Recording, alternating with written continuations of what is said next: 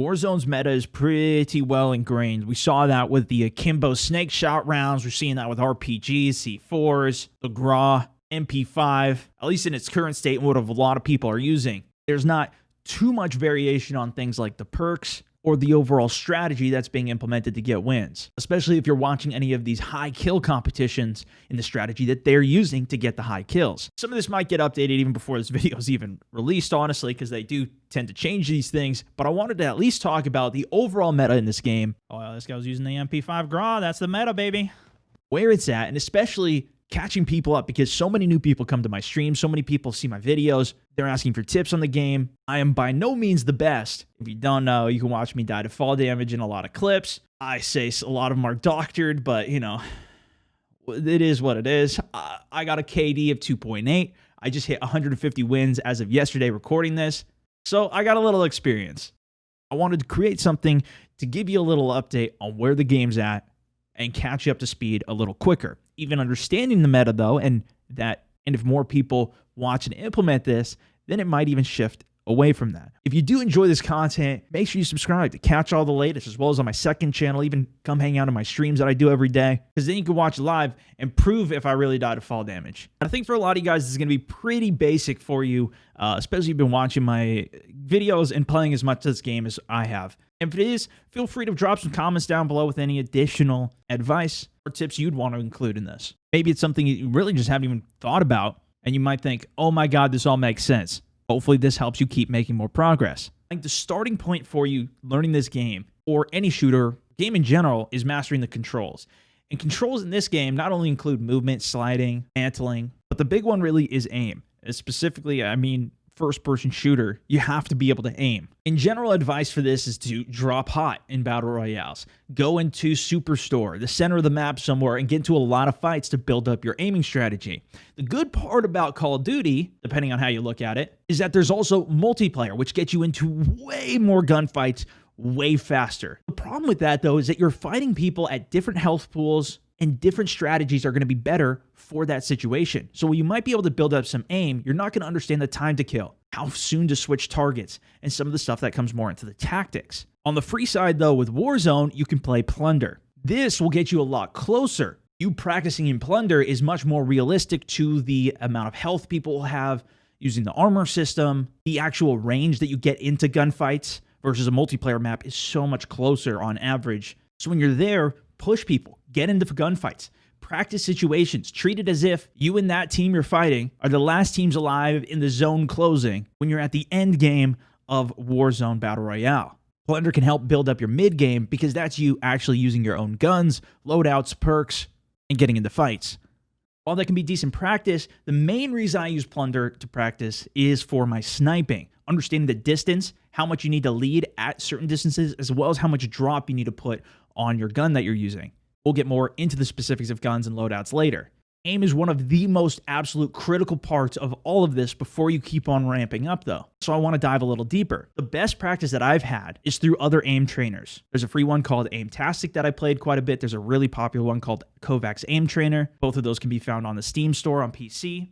This can really help with your quick target acquisition and your flicking. That's what I train most there, especially because you have the freedom on PC, but you're on console. That's cool too. That ties right into my next recommendation, which is if you do have Modern Warfare, the actual game, creating private matches and learning and practicing your gun's recoil pattern, as well as target acquisition on bots. Setting it on free-for-all with 11 bots gives you plenty of people to work on, and if you set the health pool to 250, you can practice your assault rifles, submachine guns, and the full auto stuff, and setting health to 150 so you can practice your snipers and getting headshots. Even if you don't have Modern Warfare, you can still do this within Plunder, dropping in with your loadout fully loaded and just finding a spot against a wall where you can practice that recoil pattern for the gun, because they are consistent in this game. There will be some random deviations, but for the most part, that recoil pattern will maintain a specific pattern. If you're brand new to shooters, imagine how much more experience you get from within 30 minutes, 100 kills, and practicing shooting, versus 30 minutes in Warzone, where you might get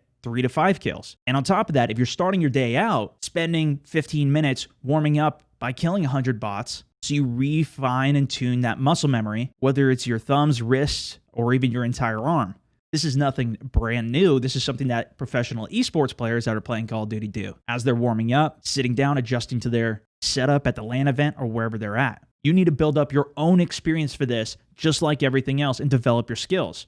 Even the aiming gods that are out there, including the non-legit hackers that have aimbots, still lose though, especially at the beginning when the game first comes out. A big part of that is a lack of map knowledge. You need to know the angles that are available, where the buy stations are, where care packages typically drop, where cover is relative to you, where the hard crossings are going to be over freeways, open rivers, and there's not going to be cover to make the best decisions possible. At this point, a lot of people have a lot of map knowledge. But if Call of Duty does come out with a new map for this, which there has been speculation of that happening, this is where you're going to really have an opportunity to build up that knowledge quicker than the general population and get more of an advantage. If you're behind on map knowledge, really paying attention to where you die, where relative cover was, where the enemies were in that gunfight, all starts to stack up. I'm positive that people, even who know the map very well, are not paying attention to these features of the map and understanding it more from a game perspective rather than what a beautiful map and design all of this is. Look at it from the perspective of, ooh, this box is the perfect height so I can just get my head over and get the gun over, and I'm a super small target here. That's called a head glitch, where it makes it very easy for you to shoot, but difficult for the enemy to get that pinpoint pixel. If you find yourself especially dying multiple times to somebody in the same exact position, maybe that's a position that you need to start being in, checking before you go for crosses, and understanding where positions have advantages over other positions, and prioritizing those. In the same lines, this leads us to your tactics. Now, we can argue about the specifics of the numbers all day, but I'll just give you some rough estimates of what I'm thinking here. 30% of the game comes down to your aim. 10% of the game comes down to your map knowledge. Maybe 20% of the game comes down to just pure luck. But the last 40%, maybe you even argue 20% of that luck comes into the tactics too, so maybe even up to 60% of this game comes down to those tactics. Regardless of what those numbers specifically are, this is what comes down to the consistency of winning in battle royales. This is as well why this game is so replayable, because there's so many different tactics, ways you can get a win, and stories that come from all of this craziness happening of 150 players dropping in on a map. That ranges from what your loadout is to where you decide to drop, how you decide to rotate, where the end game is, what contracts you go for. There's so much that goes into all of this. After playing all these games, though, watching everybody else play all these games, and all of the wins, what is the strategy that everybody's using? That is the meta. What's the most common way to win? What is the best way to win? Not that it's the only way, but what is effective? Well, without hard data, it's all very anecdotal. And on top of that, it also is dependent on you as a player. If you spend all of your time sniping, that's where you're best aiming, and you decide to not do that, you're probably going to have less success rate versus playing to your strengths. So before we get into weapons, let's talk about the overall game strategy. Now, there's no way to break down every single strategy in this video. I've been doing daily win videos since the game came out. No two of them are the exact same. It also varies if that game's a solo, duos and trios, trios and squads, or squads. But I can talk higher level of what it is I'm focusing on as I'm going through and progressing on the game. The stages of the game from beginning, middle, and end.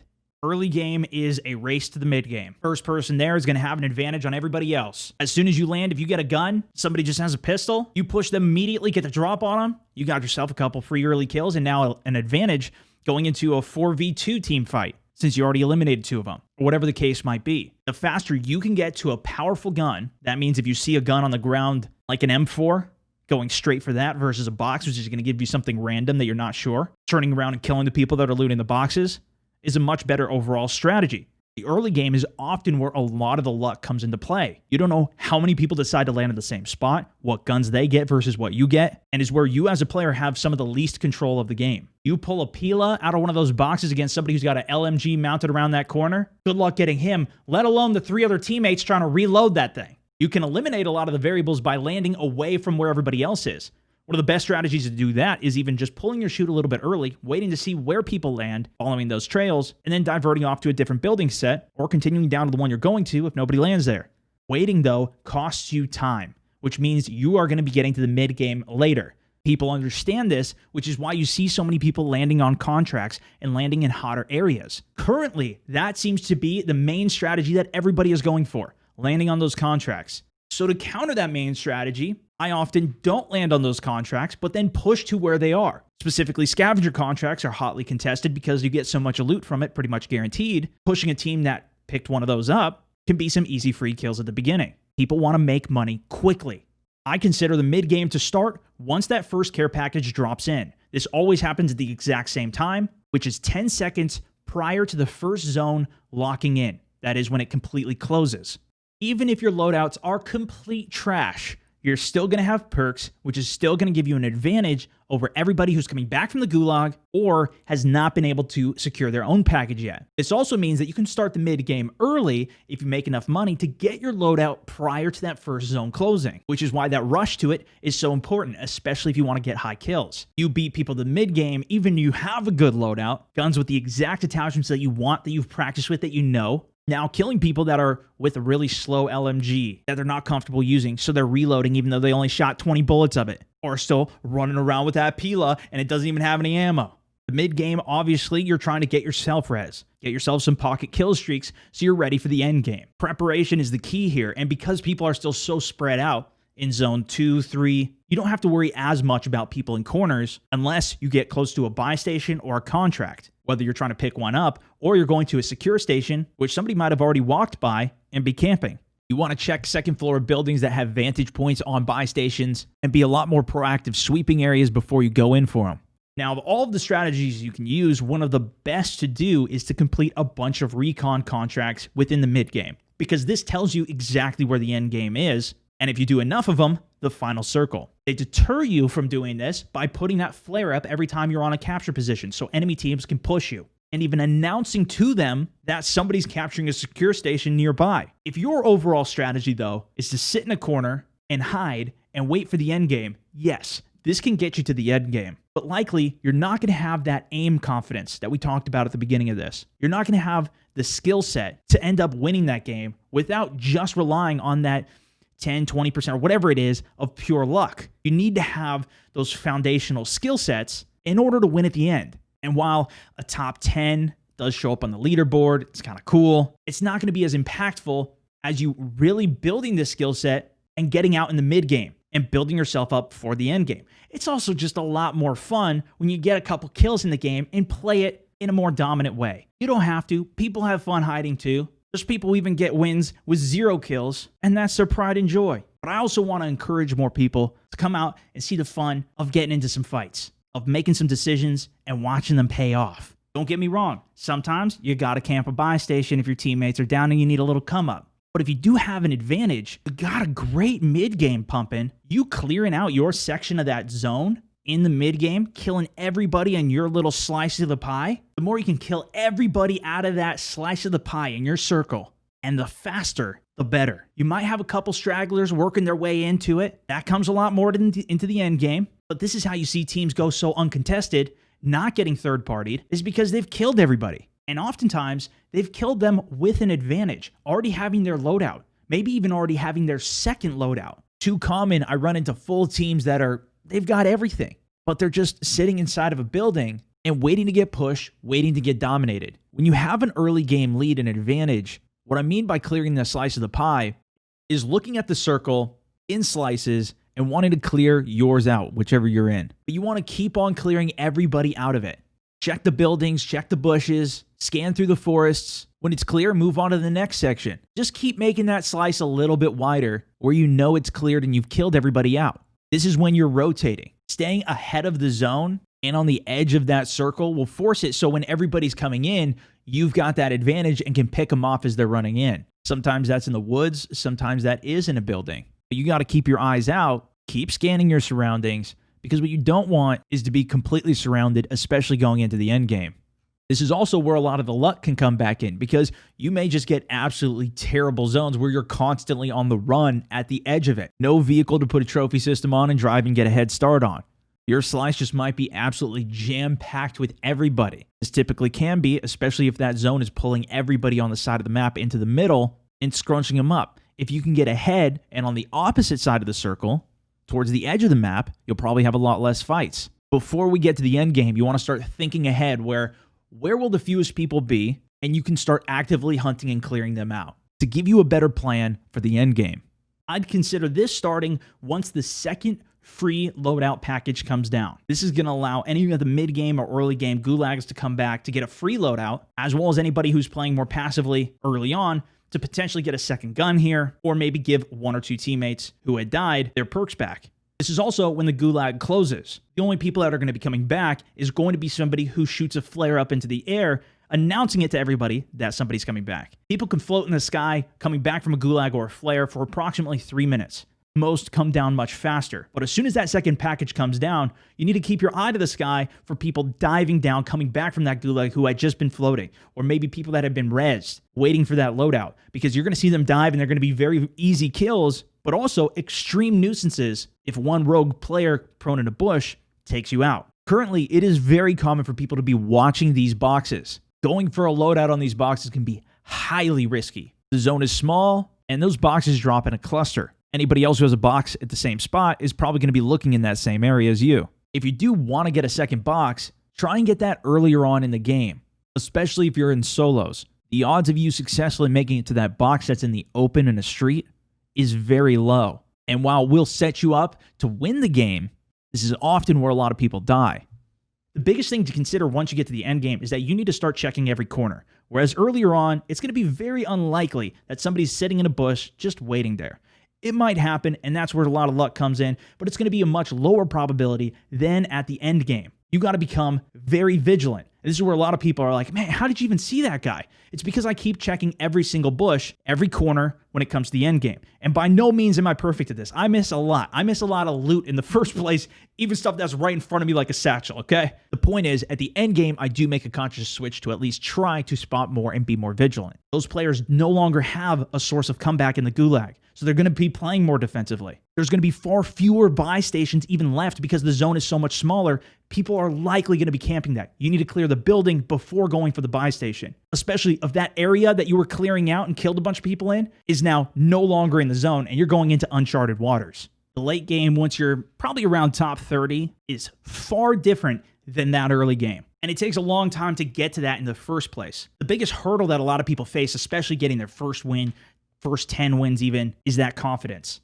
The confidence doesn't come from nowhere, though. It comes from experience. And if you've been practicing in multiplayer, against bots, in Plunder, you're not going to have that end game experience. This is a completely different game. You no longer have every single option in the world to go wherever you want. That zone is a pillar. Enemy players holding rooftops. You've got to start making some very difficult decisions that are not going to have the highest probability of success. This is where aim can compensate a little bit. If you've got an awesome sniper on your team who gets a knock, one of those enemies goes for the res, now you got a 4 versus 2 fight, you can push that. Even if you just do some damage and then push, you've got a lead going into that fight. But this is where your experience comes in, and you're going to need to play enough games. The first win's going to be the hardest. Once you get 10 under your belt, it's a little bit more easy. But that's because you've got so many more reps at that end game. Playing this really much more exclusive game because it's so hard to even get to the end game in the first place and play this end game mini game. If you want to speed up these repetitions, you need to start analyzing your gameplay. Every time you go there, even record it, analyze your gameplay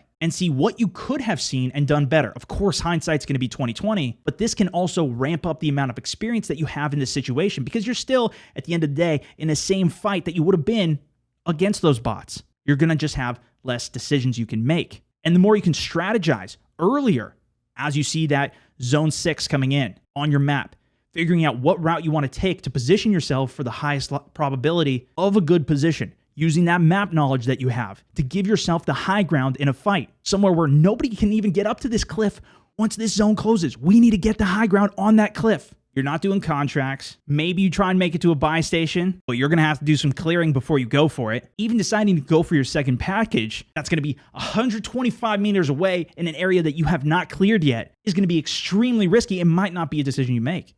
Your tactics or your decision making, really, as well as your team's coordination and communication here, is so critical. This is why, as well, those recon contracts are so incredibly valuable, because if you know where that final zone is closing and you can position for it into that best spot, once it is time for the end game, or work your way through the mid game with the knowledge of where you want to be at the end, already determined, you'll get those final zones coming to you and free kills on it. One of the biggest mistakes that I see in these end games, and that really leads to a lot of wins for me, is with the final decisions of the game, specifically in top threes. If two enemy teams are engaging each other, this is your time to get the advantage, figuring out where you want to position to take out the team that looks like they're most dominant. If it's a 4 versus 1, you're probably going to go want to get a position on that team with the 4 people. And don't be afraid to make a move. Just because you have the zone doesn't mean you let a team fully recover if you're hearing 3 reses go off. A lot of times, the aggression at the end game and pushing a team that's hurt maybe just wins a fight, or you can get any information on, even with a recon drone, and catching them by surprise can make that win that would have been a 4v4 fair fight a lot easier because you caught them off guard or before they could reset. A lot of times, this can even make wins incredibly easy. This is when knowledge is power. Using sound is incredibly important. Call outs with your teammates. If you have a heartbeat sensor and enemies are popping on it, it makes everything so much easier. Counting the number of players alive, as well as the number of teams that are alive. You could even pop a UAV, count the dots, and see how many people have Ghost, using that knowledge to your advantage. If you've got everybody on radar, you have no variables to account for. Understanding how many are missing, or even if they're not on radar, you hear the shots, you know 2 teams are fighting on the right side, 4 teams left, you got 1 unaccounted for. Maybe it's a solo hiding somewhere. We got to be careful for that. Either way, gather as much information as you possibly can and try to make informed decisions. And finally, this brings us to the loadout. The main strategy that's used is to kit your gun set around being diversified. And there's 2 main branches of this. One that's built for close and medium range, and one that's medium close with long range.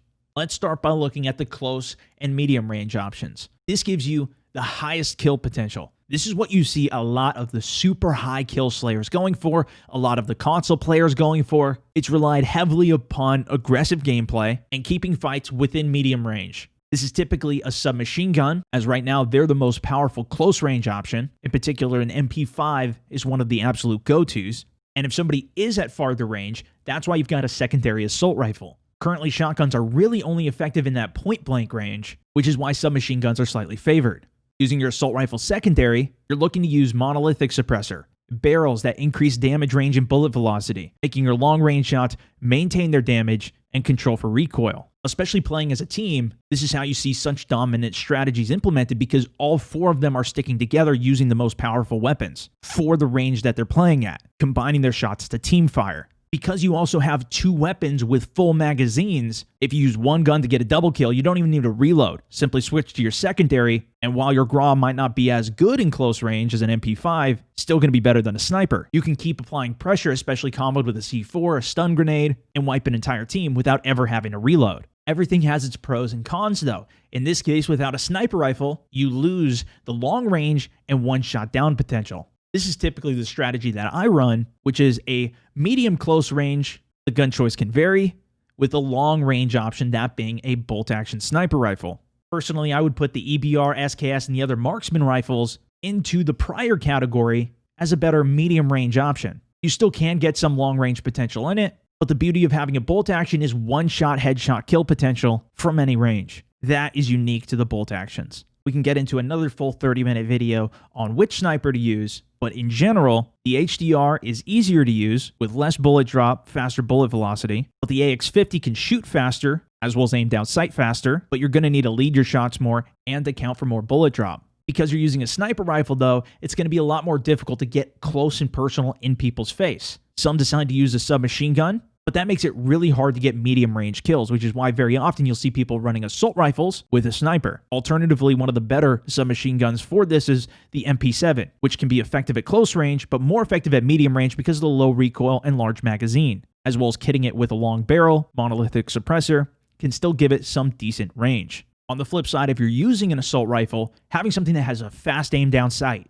and can work in the closer range, but still be effective from that medium range, is a sweet spot to use. This is why as well, you see so many different combinations of best gun in the game, because there are really a lot of viable guns. It depends the situations that you use them in and how you set your loadout up. This is also going to continue to evolve as new guns and updates happen. But hopefully this gives you a better understanding of what's going on underneath people's decisions on choosing their loadouts. If you want to see me do more specific deep dives into specific loadouts in the future, let me know. While we're talking about loadouts, I also want to talk about the perks. For the first slot, you're really looking at either EOD to help protect you against all of the incredible amount of explosions in this game, or Cold-Blooded to help you prevent against thermal optics. Personally, with the amount of C4, RPGs, and explosions in this game, EOD is my favorite pick here. Slot 2 comes down to Ghost, almost completely necessary as it protects you from UAVs, radar drones, and heartbeat sensors. Alternatively, if you want to run stuns, Restock can be very viable, especially if you're going for high kills, as it can allow you to do many team wipes.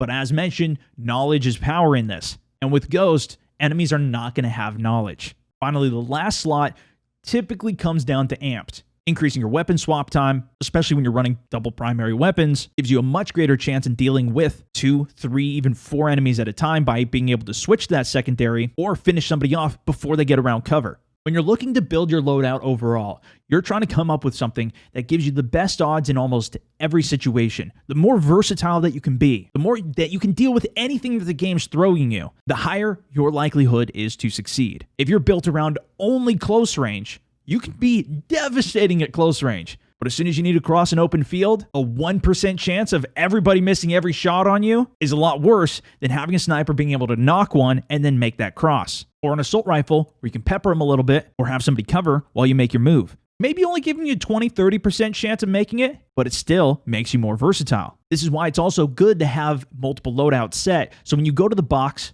for the first time, you can grab your first loadout and then another one if you get it the second time. You can either start with Overkill, getting both your guns, and the second box you go to, getting your class that has Ghost or has Restock, so that way you have all 3 of your perks, but can still pick your gun back up off the ground. Or starting with all the perks you want and just getting one gun, you could find another one on the ground, or after you kill somebody, use theirs. Or the event you make it to another box or buy one, you can grab a second gun from your own loadout, still keep your perks, but have your 2 primaries. Personally, in solos, I always prefer to get all of my perks and always have Ghost, picking up a secondary off the ground, or just running that one gun the entire game. It can be difficult to get a second box, and relying on getting to 2 boxes in one game has cost me a lot of games, especially when that second free package comes in. It is not one you can rely on. It's also good to have a class set up as a combat class, meaning that it has the gun perk fully loaded on it, so you get maximum ammunition. If you come back, your team's in trouble, or even you're the last one alive, you can get that loadout, you'll have maximum ammo. You won't have every gun perk on it, but you'll have bullets to kill with. You can also use this as an ammo come up. If you do have access to your box, want to pick it up, get your ammo, and then just pick up your other guns that you were already carrying. There is still so much more that we can get into and talk about, but I hope this was a massive overview for you. This took me a lot of time to put together, think through, and organize for you guys. But I think this is going to be a really effective thing to help get you into the game if you're just trying to figure it out now, or to help you elevate your game if you're having trouble with consistency and not recognizing some of the underlying patterns. If you have anything to add or want me to expand on, let me know in the comments down below. And if you enjoyed the video, make sure you give it a like before you head out. You can check out some of my gameplays on the second channel, which I upload daily on, a new YOLO video that might fancy you on the main channel here, or come hang out with me live. I'm always testing new guns, combinations, attachments, and absolutely love talking about all of this, as well as hanging out with the squad. Check out the links in the description. That's for this one, though. Thank you guys so much for watching. This is Stone Mountain 64, over and out.